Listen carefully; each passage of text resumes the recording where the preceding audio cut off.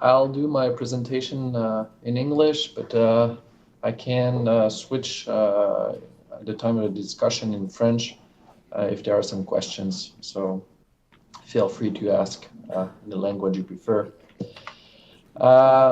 So the context of my presentation is, as you know,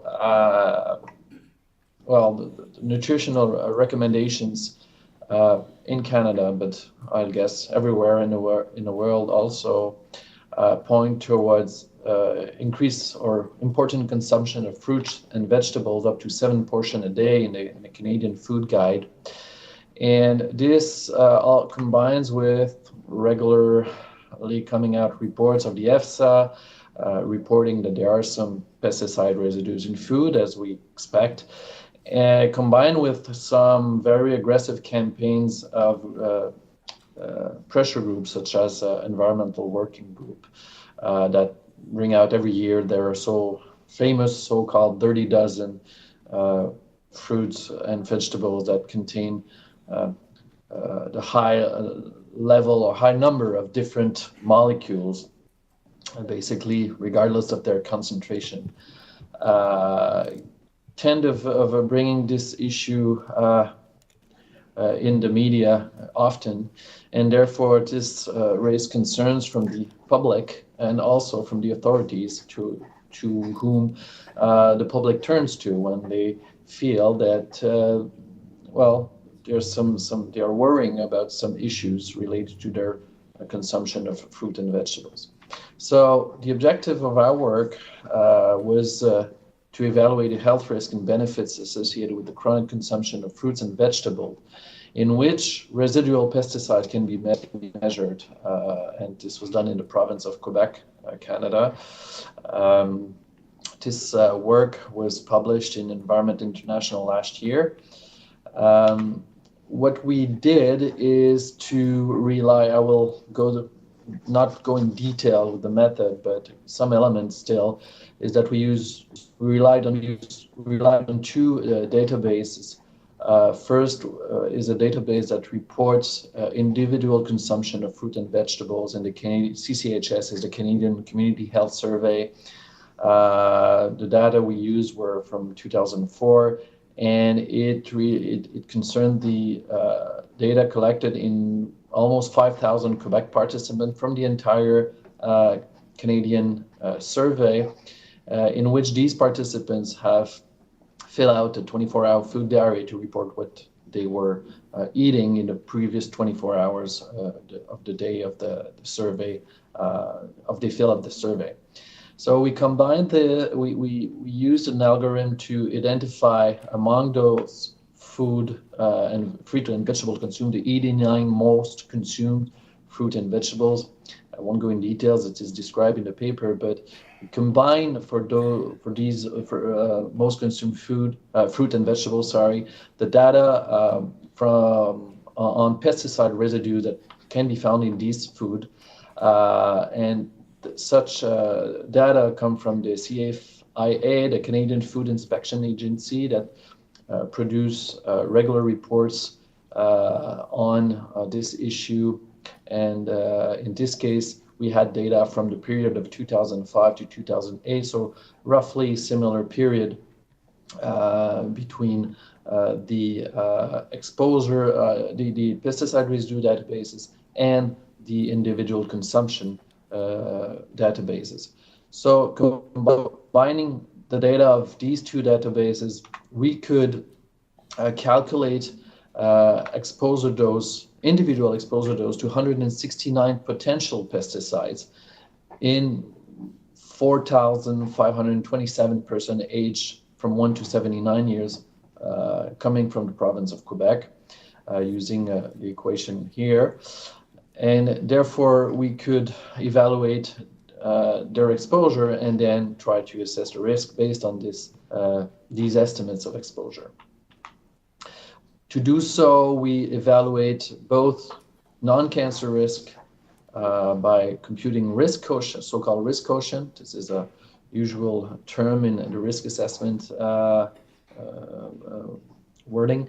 And we also try to perform to evaluate the risk of cancer in this population based on the toxicity data and toxicological reference values that can be found for these for all the chemicals that for which we could evaluate exposure doses.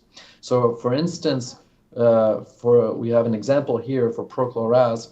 We had different reference doses, non-cancer reference doses from different institutions around the world. So we account for the minimum and maximum oral reference dose suggested by different agencies in the world. So to account for the fact that some agencies propose different tolerable daily intakes of the same chemical, and that such variation is an issue that we have to deal with often in risk assessment and so we wanted to have an idea of what would be the range of risk estimates if we were using the minimum or the maximum reference values. To evaluate the non-cancer risk, we compute a risk quotient by dividing the dose in the various age groups and at different percentile of exposure by the oral reference dose, and we did so for both the minimum and maximum reference doses available. We also calculated cancer risk. We could do so for a more limited number of pesticides because oral slope factor are not determined for many pesticides available out there. And to do so, we basically multiplied the oral slope factor by the 95th percentile confidence interval on the mean dose of the entire population. Slope factor by mean dose. That cancer oral slope factor is an indicator of the risk at the entire population, not stratified by age groups. We also wanted to evaluate what proportion, how many cancer cases could have been prevented by the fact that people that we've investigated in fact had consumed fruits and vegetables, because we know that fruit and vegetables are also effective factors to prevent cancer from occurring in a population. To do so, we used an epidemiological approach in which we evaluated the incidence rate of cancer at a given site, like lung cancer, prevented by a daily portion of fruit and vegetable, specific fruit and vegetable, for instance, let's say allium or citrus fruit. And this was done using fruit and vegetable specific risk ratio or odd ratio against cancer as reported in meta-analyses that are available in the literature. So to go a little bit further in detail, to do so, we needed a background cancer rate in Quebec, which we had. We needed the daily amount of fruit and vegetable consumed, which also we had, since we just had computed this, as I shown you in the previous slides. We also needed EFR, which is the etiological fraction of the risk, and that could be computed based on the relative risk and odd ratio that were available in meta-analysis, as I mentioned, and these were taken in this source of information, a very, very comprehensive and global analysis of this question, authored by the World Cancer Research Fund and the American Institute for Cancer Research. And basically, in such report, you can have, like, I'll take as an example here, for the lung cancer, the consumption of a portion of 80 grams of unspecified fruits reduces the risk of lung cancer in cohort and case control studies. As you can see, that the risk values here are below the value of 1. Now we kind of combined the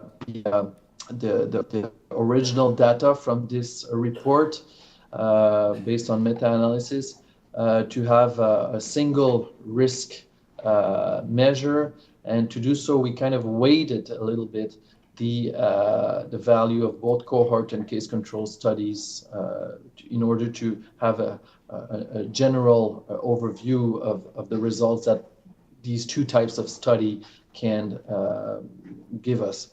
And so you have here the original data that are available in this report and the weighted risk based on these data that we've computed, and we use them back in that etiological fraction risk formula in order to eventually evaluate what we were looking for, which is the incidence rate of cancer that were prevented by the fact that fruit and vegetable had been consumed. So as a result, you can see here the non-cancer risk quotient, how they are reported. We could evaluate compute risk quotient for 135 pesticides. Obviously, some pesticides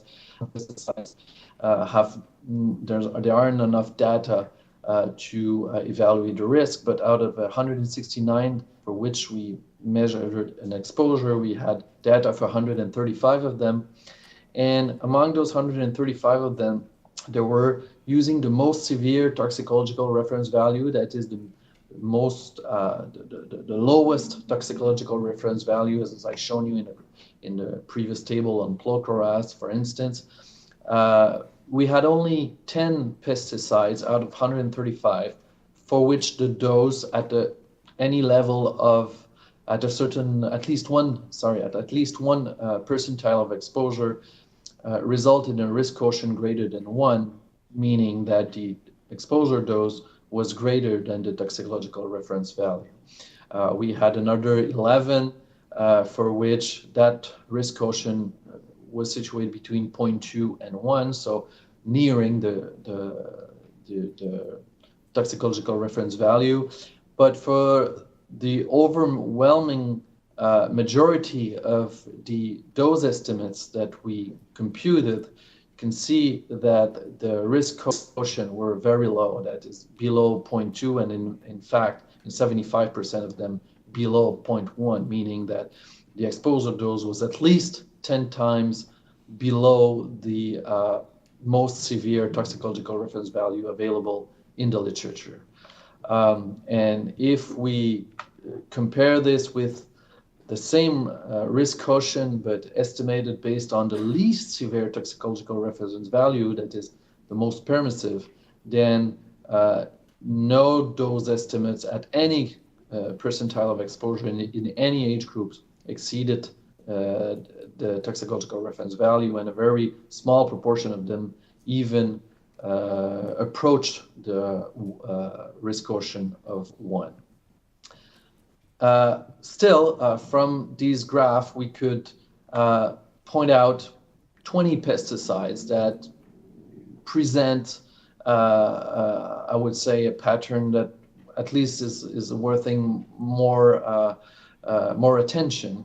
And a little bit further in the presentation, I will specify what this can mean in terms of public policies, for instance. With regard to cancer risk, we could compute the cancer risk for 28 pesticides. Actually, these are the cancer risk estimates for 28 active ingredients, not to complete formula, but the active ingredient of the pesticide formula. Among these 28 pesticides, some of them were exhibiting cancer risk that exceed the 10-6 cancer risk, which is a reference in toxicological risk assessment of what should be considered acceptable in general by some institution. Some other institution, including Health Canada, are a little bit more permissive and suggest that a cancer risk of up to 10-5, that is one extra cancer per 100,000 people exposed to lifetime, but still, some pesticides evaluated exceeded, shown a cancer risk that exceeded this threshold as well. And actually, for the total 28 pesticides overall, the total lifetime cancer risk was approximately 33 cases per 100,000 inhabitants exposed through lifetime to the exposure that we evaluated, which correspond to 0.47 cases per 100,000 people per year of exposure.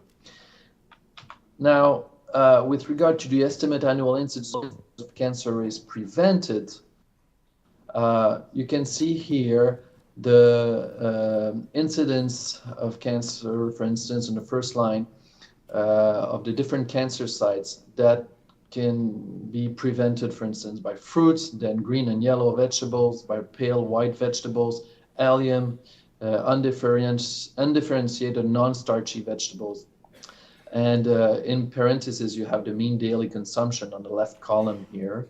And in the middle, in the column, for each cancer site, you have the number of cancer cases, the incident cancer cases that were estimated to be prevented due to the consumption of the fruit and vegetable in the first column. And summing all these incidence data, we have a result of between 40 and 50, depending of whether we use the minimum or maximum background cancer rates in the province here, but roughly 45 cancer cases prevented per year due to the reported consumption of fruit and vegetable. And so if we compare this to the previously shown cancer being associated to the pesticide residues of 0.47 cancer cases per 100,000 people per year, we have a balance here of benefit versus risk balance that is roughly 80, 86, 80, 88 in favor of the preventive effect of fruit and vegetable consumption. So as discussion, I would mention with regard to the significance of this study, first is from a regulatory scope.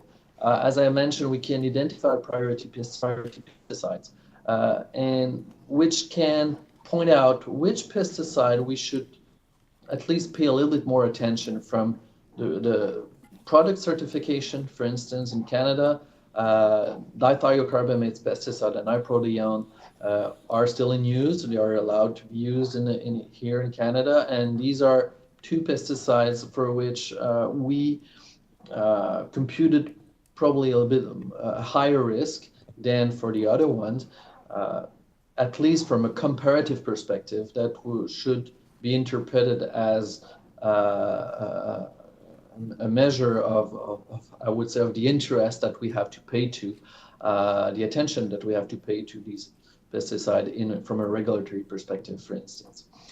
This can also be translated into increased surveillance and the increased attention with regard to the imported fruit and vegetables, like carbofuran, ethion, and imazalil are not allowed to be used in Canada, but still they're counted in the fruit and vegetable available in the market because of the importation. So that kind of the data we have obtained here point out toward paying a little bit more attention to these pesticides if we want to, I would say, be as efficient as we can with the resources, with the limited resources that we have from the regulatory perspective and the workforce.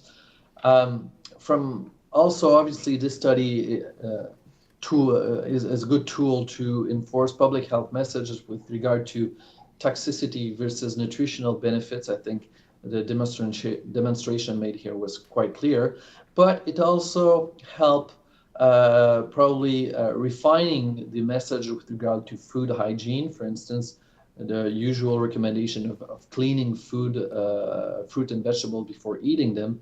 Well, this recommendation could, with the example I've shown here, be more particularly relevant to potatoes being washed because dithiocarbamates, which is again the type of pesticide for which we have a greater risk indicators, is mostly associated to.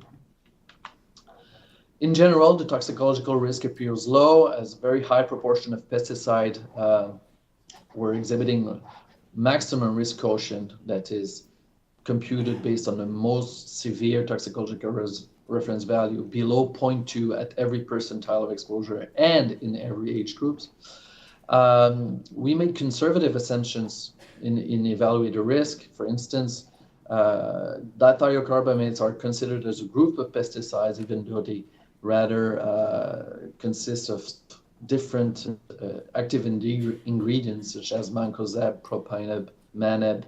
But still, they were considered as a group, and to evaluate the risk, we used a reference value of propionib, which is the most severe reference value among the different dithiocarbamates available. So we basically assumed that all the exposure that we measured or evaluated here was related to propionib exposure, although we do know that, in fact, on the field, mancozeb is the pesticide that is most used, and it exhibits lower toxicity data than propionib. So this is an example of conservative assumption we made.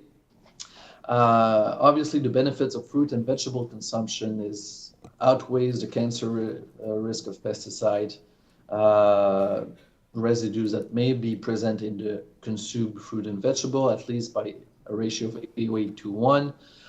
We also, in evaluating the benefits of fruit and vegetable consumption, we use severe criteria of inclusion. That is, we only evaluate this for the fruit and vegetable for which the evidence were robust and overwhelmingly evident based on the available literature and the report that I've mentioned earlier. And we did not account for the other health benefits of fruit and vegetable consumption, such as prevention of cardiovascular disease, diabetes, etc. Still, there is some room for improvement in our view, because from the public health perspective and usual by accounts considered in toxicological risk assessment, the cancer risk exceeds so-called acceptable level of 10-6 or 10-5, as I've shown you for some pesticides. And although the cancer risk, the benefits outweigh the cancer risk by at least 88-1 in our example, I guess no one would be against, if possible, having this ratio being increased to 500-1 or 1,000-1. So this is a kind of a balanced message we believe we can do with the kind of results we have. There are some limitations to this study, which also point toward the fact that we need still to pay attention to our cancer risk results. First, obviously the pesticide residues and fruit vegetable consumption are already dating from a decade ago. Not sure how representative it is of the situation nowadays. Obviously, toxicological reference values reflect the state of the actual knowledge. It may evolve. For instance, some pesticides may not be considered carcinogenic at this time. This status could change in the future, although we did some rapid assumption of what would it be if some pesticides that do not have a formal oral slope factor be associated to, but are considered as possibly carcinogen. What would happen if they had a certain level of oral slope factor, so quantitative measure of their cancer potency, and we would still be at least around 40 or 50 cases prevented for each cancer case caused by these pesticide residues. So we still are on the good side of the balance. Again, the assumption were made on the extrapolation of Canadian Food Inspection Agency that are data that are computed for the entire Canadian population. So how representative it is for Quebec only, we don't know. We assume it is, but in fact, we don't really know. That is maybe more important. There are other sources of exposure than residual pesticide in food that were not accounted for in this study. We did not have any indication of the background exposure. And obviously the risk evaluated was for individual active ingredients, not mixtures nor formulations. So we don't know what would be we cannot evaluate what would be the impact of synergistic effect, for instance, of the different chemicals altogether. Still, despite these limitations, we believe that this study has many strengths. First, it's a novel approach that combines both toxicological and epidemiological methods. We calculated thousands of individual doses rather than doing an average exposure scenario with mean consumption of food, mean body weight. We, in fact, really calculated true, at least individual exposure dose for the people that were involved in these survey. So we've obtained statistical distribution of real doses and corresponding theoretical health risks. It considers the range of available non-cancer toxicological reference values, so it kind of accounts for uncertainty in the true value.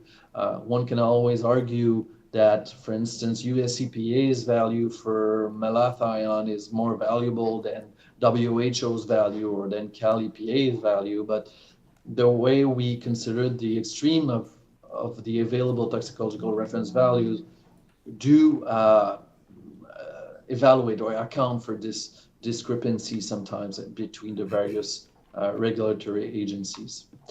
The originality of our work, we believe, also relies on the approach we use to calculate weighted protective effect of fruit and vegetable from cohort and case control studies that I've explained you rapidly in the methods. So concluding, we have a generally reassuring picture, although uncertainties remain and need not to be, I would say, put under the carpet. We have to remain aware of them, but still, I'm very comfortable in maintaining our overall message. And therefore, the recommendation that can be made is to, well, yes, facilitate the implementation of measures that contribute to reduce pesticide exposure as feasible, in particular to priority pesticides, through the regulatory process and through messages of a public health message and personal food hygiene message. For instance, keep on washing fruit and vegetable with water. I would not recommend peeling them because there's a lot of nutritional value to many peels of fruits and vegetables.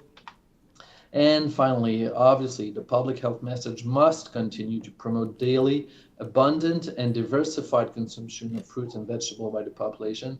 I'm focusing on diversified because this is one simple way that people can make sure that their level of pesticide exposure remains low, because by consuming diversified fruit and vegetables, since pesticides are often associated to specific crops, that means that by diversifying our the consumption of fruit and vegetables, we are making sure that we are not exposed to one single pesticide the vast majority of the time, and therefore we make sure that the exposure dose remains low, even if we continue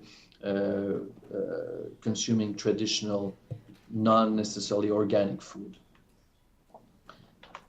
And this is a snapshot of the paper we published last year, and I'll be happy to answer any questions if you have.